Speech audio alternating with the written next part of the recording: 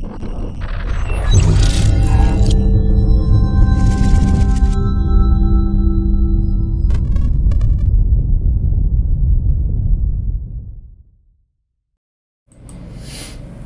everybody, Glenn here with another episode of Deviations Postcards. Today we're going to be doing something a little different. I've talked in some of my previous videos about doing some grading videos to show you how I'm pre-grading my cards before I send them off to get graded. So today we're going to go over the first step. I'm going to end up breaking this up into 5 different parts. The first one we're going to focus on centering.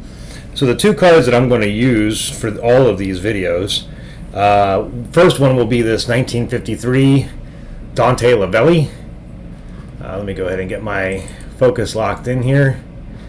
The reason I'm going to use this one is because it's a nice vintage card that will kind of give us a perspective on using or looking at a vintage card as opposed to looking at newer cards. So I want to be able to kind of take a look at both and show you how this applies to both types of cards. So here we go. We got this Dante Lavelli.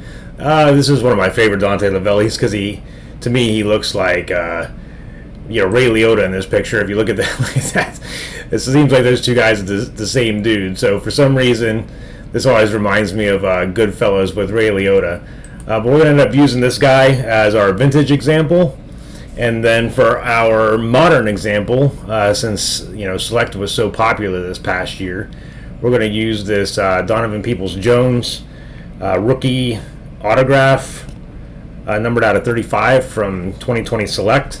So these are the 2 cards we're going to use as we go through this whole process from a grading standpoint.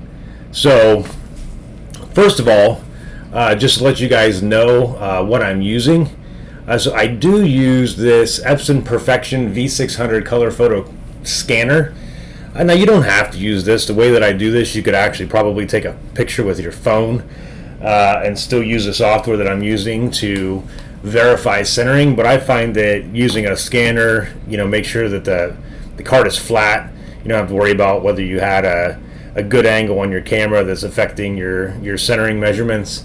So I recommend using a scanner. This one's always been good for me. It's what I use for pictures on eBay and so on and so forth. So anyways, I don't think you have to, but it would definitely help to have something, any kind of scanner really, to get the picture in there. Once you see how I'm doing this, you'll note that it's not overly complicated to do this. So the first thing we're going to do is I'm going to switch over to my screen share.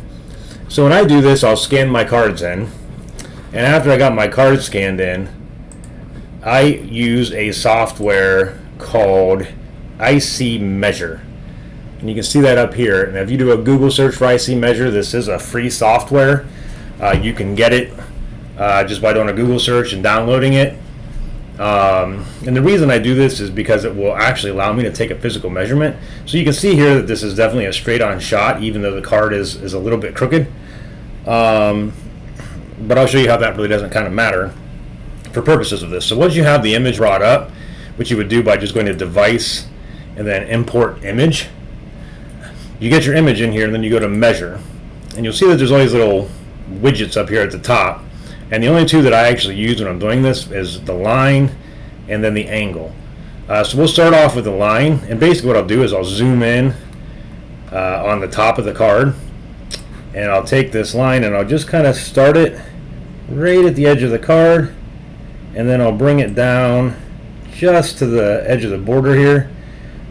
Yeah, I mean, this one isn't going to be straight because the card isn't actually scanned straight. You can see, if I zoom in here, I mean, you can go in as far as you want really to try to make sure you're getting right on that edge. And obviously it gets more pixelated the closer in you get. Now this is going to give you a measurement. Now the important thing to remember here, guys, is this is not an actual measurement. So if you were to take a ruler and measure this distance, it's not 1.28 centimeters. It's just taking the measurement based on what you're looking at in the scan. So I'll take another line and we'll do the same thing. Kind of zoom in, grab the edge of that line, come down, grab the edge of the card, and you can see here that it's 0.83 centimeter. So what you have is 1.28 on the top and 0.83 on the bottom. So if I come over here and do it at the front, I'll put in my 1.28 for the top and my 0.83 for the bottom. You can see that this is about a 61-39 split on the front. So close to 60-40. Then if we want to go ahead and go right-left, kind of do the same thing. We'll zoom in here on the right side of the card, grab a line, go from the edge to the edge, go over to the left side,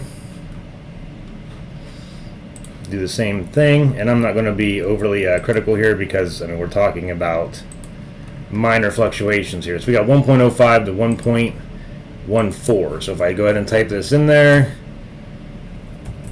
see that I'm 48.52 left to right. So good left to right, a little bit off top to bottom. Now the next thing I'll do is I'm going to check the diamond cut. So what a diamond cut is, and I'll show you on an actual card here in a minute. But the way I do it is I'll take the inside edge of the card and measure the angle to the bottom of the card. So essentially you're measuring the position of this to the position of the outside edge of the card. So if I take an angle here and I zoom in, and I'll put my first point right here on the inside edge of the inside square on the card, and I'll run that all the way down to the bottom of the card, making sure that I'm keeping my line up here even with the side of that box there.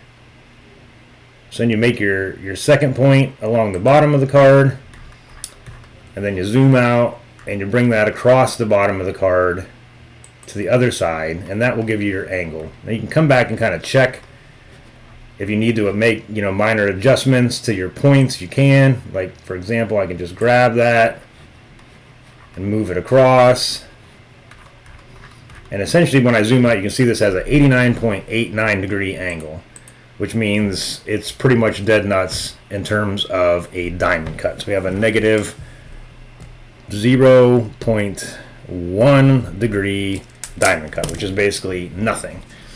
Now real quickly I'll go ahead and show you what a diamond cut looks like and what the difference is.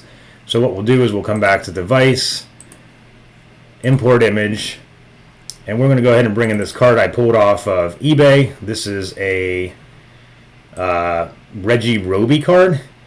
I believe this is 1984 tops, and you can see it leaves my lines up here so I can just kind of move them around if I'm doing multiple measurements.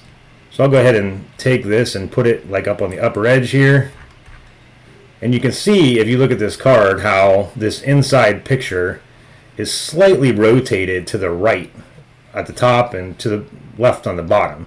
That's what a diamond cut is. So whenever you hear somebody use that phrase, that's what they're talking about. Now most people are probably like, well, of course we know that. What do you think we are, idiots? Well, some people don't know. So if you take this and you bring it down along that edge to the bottom of the card, and this picture is not the greatest picture because I pulled it off of eBay, so bear with me here. In fact, I don't even know if I'm going to be able to zoom in on the bottom of the card. I'm not sure if it's even there. Doesn't look like it is. So I'm going to do my best here to kind of position that. Yeah, and it's not even going to let me because the bottom of the card is not on there. So unfortunately, what we might have to do on this one is we can rotate this. So we can go ahead and bring this point down here to the bottom. I'm just going to go on the inside of these darker pixels here. And then we can take our bottom point here and actually run it all the way up to the top, because I can see the top of the card up here. I'm going to bring this all the way up here to the top of the card, and then we'll bring this point here all the way up to the top as well.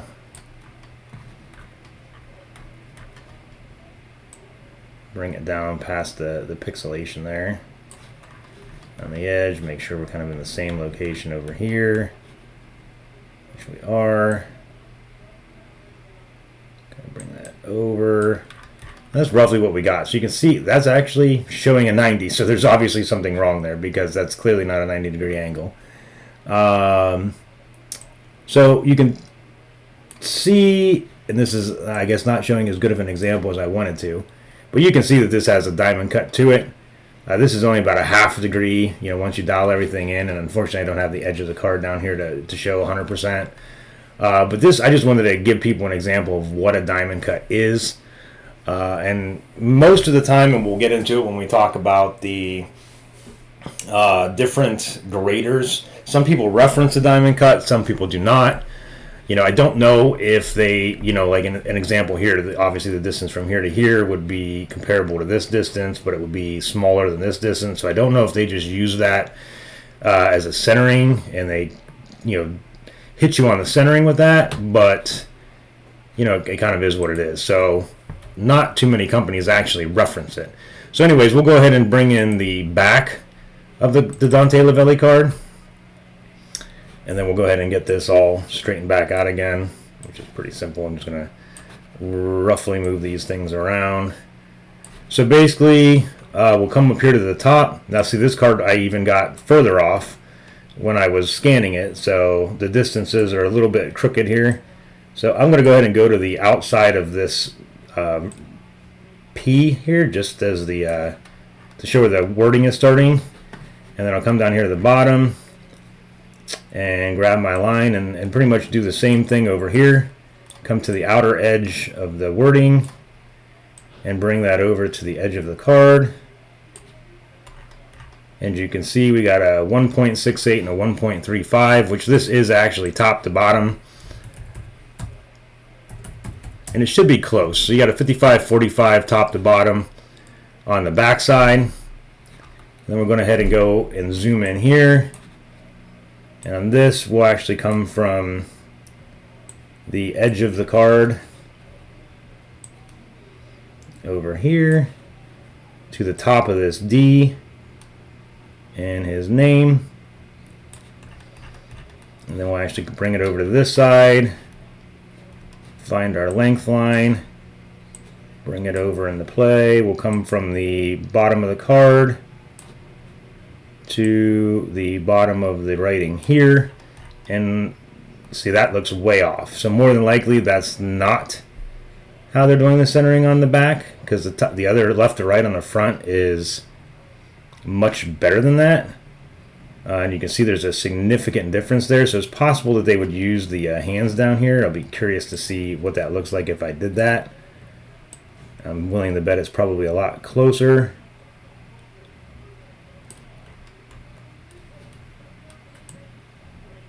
Yeah, so it's hard to tell on some of these cards what they would use for centering.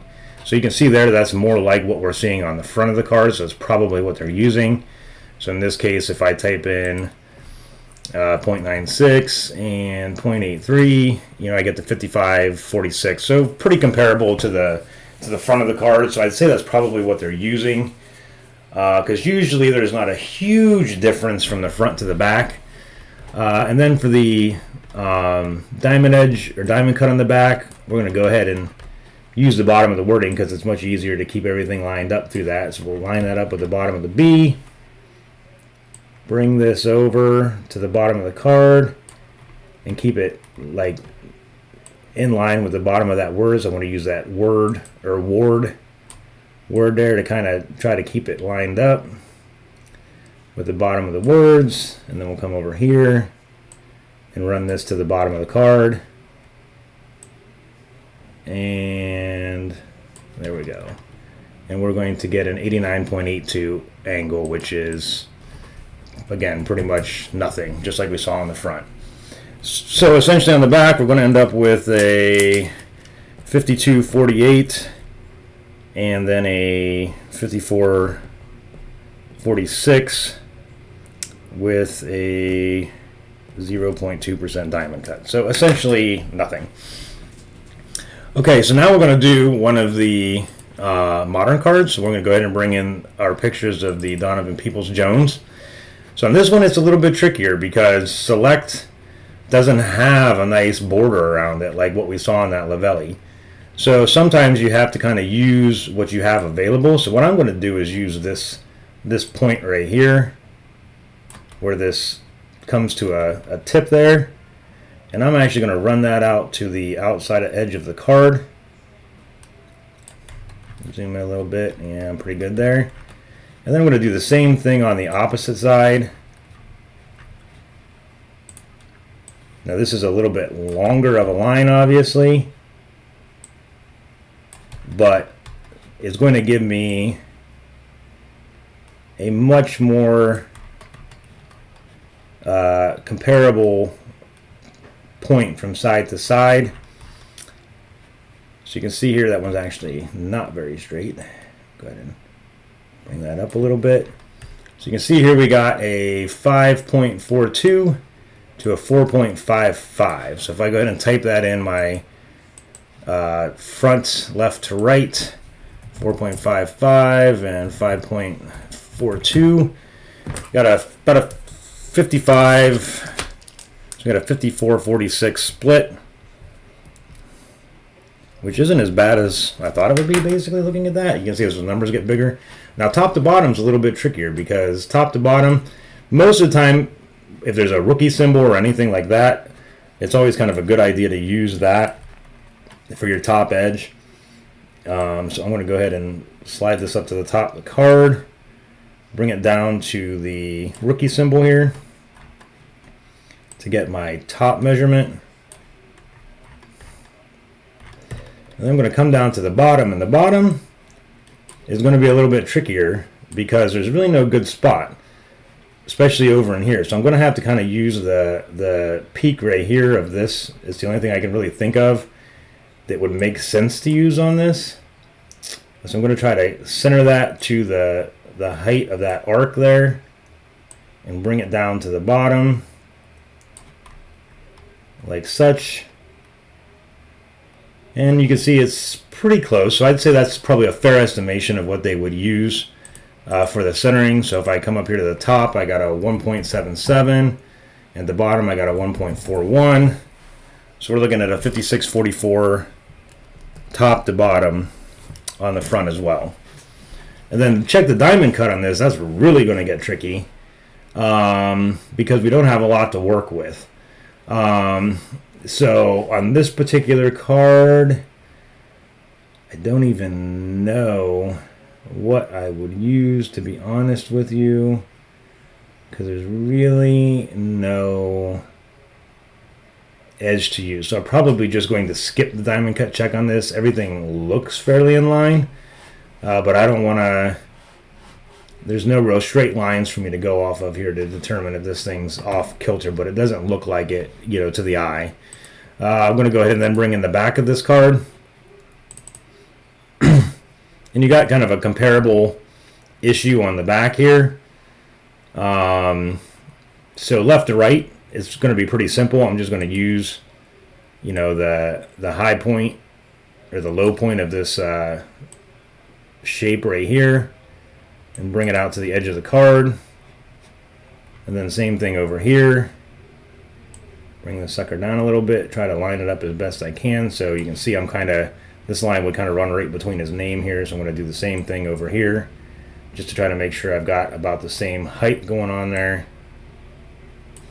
And you can see left to right, I'm at 4.79 and 5.26.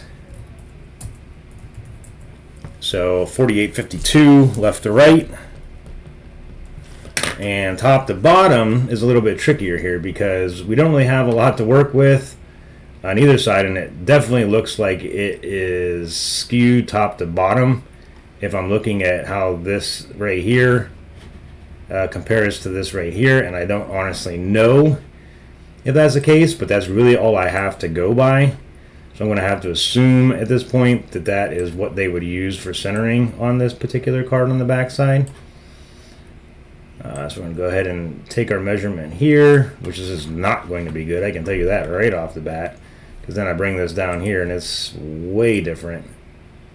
Yeah, that's not even close, really.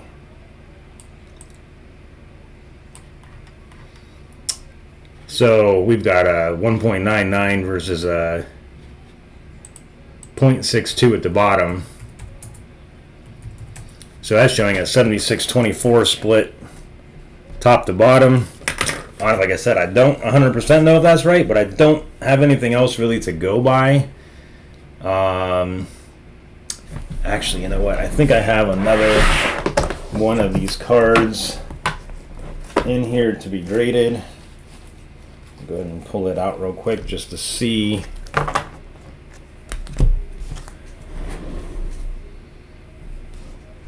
So yeah, I think that is what they're using. So if I come back to the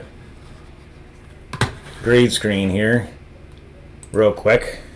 So this is another Donovan Peoples-Jones I have. This is a 32 out of 50. So the one that we're looking at here is out of 30 or 35. So you can see kind of on the front, or when I flip over on the back here, you can see that the distance here top to bottom versus this down here is a lot closer than it is on this one. This one's a lot heavier on the top and a lot smaller on the bottom. So honestly, what we did is probably right. This is really top heavy on the back side.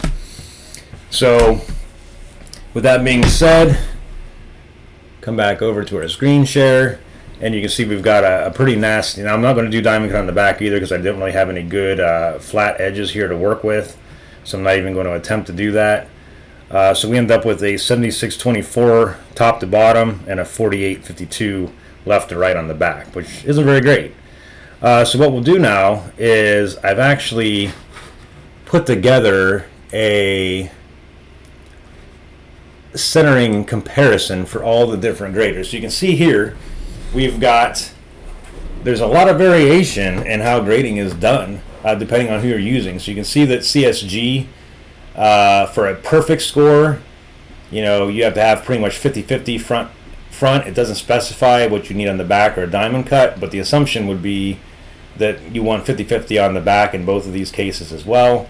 Diamond cut would be 0 diamond cut or next to no diamond cut, because they really don't even specify diamond cut until you get down here in the 8.5 range where it says a very slight diamond cut is allowed. So in this particular case, for a CSG with a 60-40, 50-50, and a 50-50, 55-45 on the back, for the Dante Lavelli, we're probably looking. You see, you don't even get in the 60-40 until down here on a CSG down in the near mint 8 range. So based off these criteria, I would have to assume that this card, the Dante Lavelli, would get a 8 near mint on centering for just based off the 60-40 front on the 8. Now if I were to look at, now this is what's really going to blow your mind, and this is why PSA always gets higher grades and everything else. If you look at this, PSA for a Gem Mint 10 actually allows 55-45 to 60-40 split with a 75-25 on the back. So this Lavelli got a 60-40, 50-50 on the front, so it would qualify for a 10, and it got a 50-50, 55-45 on the back.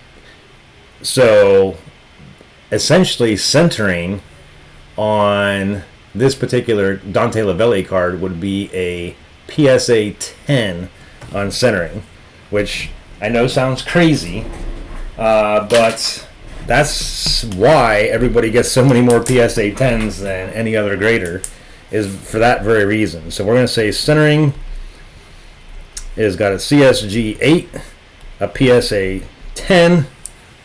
Beckett, you can see, is very comparable to CSG. The only difference is they do allow a little bit more slop, but again, you don't get in the 60-40 until all the way down at near mint 8.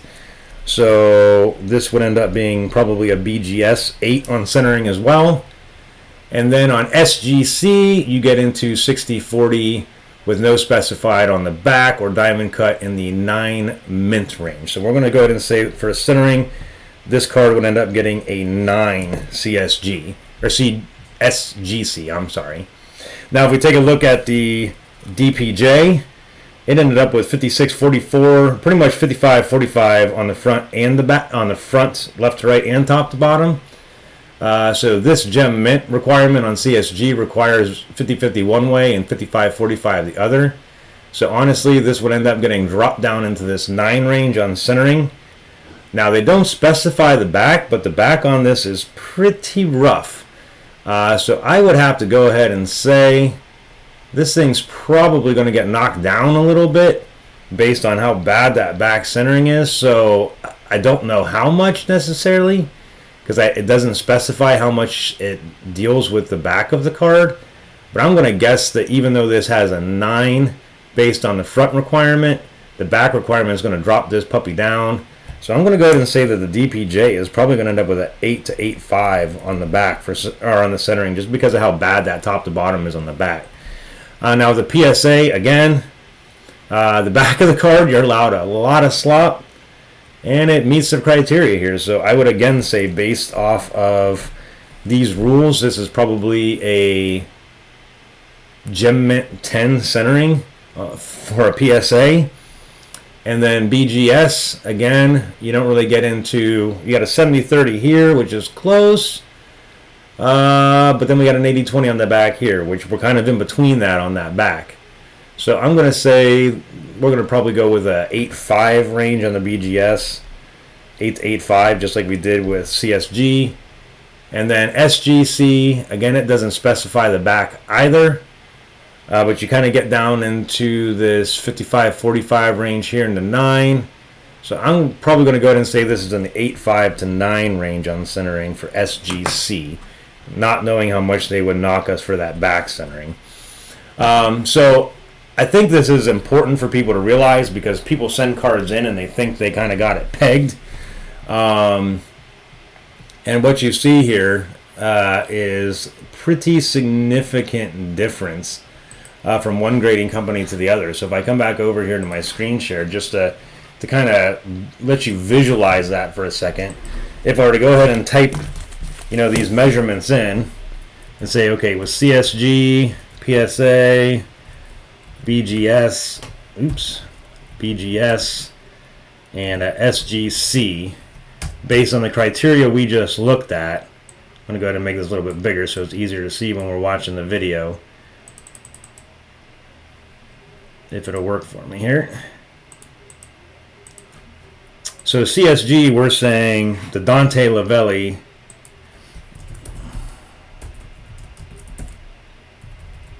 and then we got our DPJ. So we got our 2 different cards here.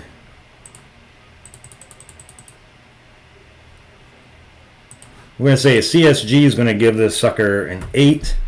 PSA is going to give it a 10. BGS is going to give it an 8. And SGC is going to give it a 9. Whereas on the DPJ, I'm going to go ahead and say 8.5. PSA a 10. BGS 8. Actually, I think I'd go ahead and change this to an 8 as well. And SGC, I'm going to say 8.5. So right there, you can kind of see, if we just snapshot that in time, what a significant difference there is in the grading criteria for each one of these grading companies. And you can also kind of get a feel for why, everybody likes PSA and thinks, oh, well, it was a PSA 10, so if I send it to one of these other grading companies, they should get a 10 as well. Keep in mind that, CSG and BGS, they only go a half a grade over your lowest grade, and that's if you don't have another grade that matches that. So in this case, this CSG maximum it's going to get is an 8.5. Same with the DPJ, same with the BGS and SGCs, kind of locked into this 9 range potentially. On the Lavelli, maybe even a 9.5 depending on what it got on the other scores. And then the DPJ probably locked into an 8.5-9 range as well. So obviously you're going to get your best grade here from a centering perspective, but not necessarily the most accurate grade. So this is what I think people talk about when they say buy the card, not the grader. People look at PSA 10 and say, oh, that's the best, and they demand a premium for it.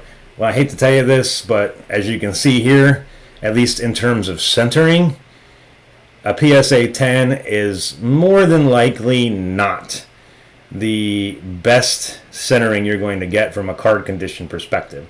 So from a card condition perspective, I would say CSG and BGS are pretty much on the same level. So if you get a high centering grade from one of those companies, you have, in my opinion, a premium condition card to a PSA or an SGC, and with SGC being a close second and PSA being a distant third, because their centering requirements are just way too easy. I mean, I throw that sucker back up there again, just so you can look at how significant that gap is. I mean, you're looking at these requirements here. You know, you're 2 full grades lower with a CSG and a BGS. And even if the back wasn't screwed up, you're a full grade less on SGC, with that DPJ than you would be here. So anyways, that is how I do my pre-grading for centering. So I kind of wanted to share that with everybody. A lot of people will use just a straight up old centering tool or a ruler. I find that with, a lot of the grading companies nowadays using software, I was trying to find a way to mimic what they were using to get a little bit more precise than what I could get with a ruler or anything like that. And I found this software on there, and I think it's pretty easy to use. It's pretty self-explanatory. It's free. So like I said, even if you don't want to buy the scanner to get your pictures in, you can just as easily use a picture off of a camera. Like I said, you just want to make sure that when you do it, you're not getting an angle on that card. So as an example, this card, you're going to want to take that picture straight on like that. You're going to want to make sure you're not getting it too much of an angle like this or too much of an angle like that, because obviously that's going to skew your measurements when you're trying to take it. So even if you took it with a phone, you're going to want to try to get it as straight on as possible in order for those measurements to come out right. So that's it, guys. That I just wanted to share that with you. That's kind of part 1 here. Like I said, we're going to take these cards all the way through. So this is going to be our centering grade. We'll carry these over, and I'll kind of grade out based on how the other subgrades come into play as we get into edges and corners and surface. And then I'll also do one last video talking about some ways you can look for alterations and authenticity on cards. Probably won't focus too much on the DPJ, because with newer cards, it's not nearly as much of a problem. But once you get into the older vintage cards, you'll find that there's lots of times you have to look for things like that. So we'll talk about that as we kind of wrap up the grades. And then what I'm going to do at the end of this is I'll end up sending both of these cards in to get graded. And we'll see how well they come back compared to the grades that we're giving them through these videos. So there you have it, guys. If you like the content, please make sure you subscribe to the YouTube channel up there. Make sure you go to our Facebook page and give us a like. And I will see you guys next time. Thanks for watching.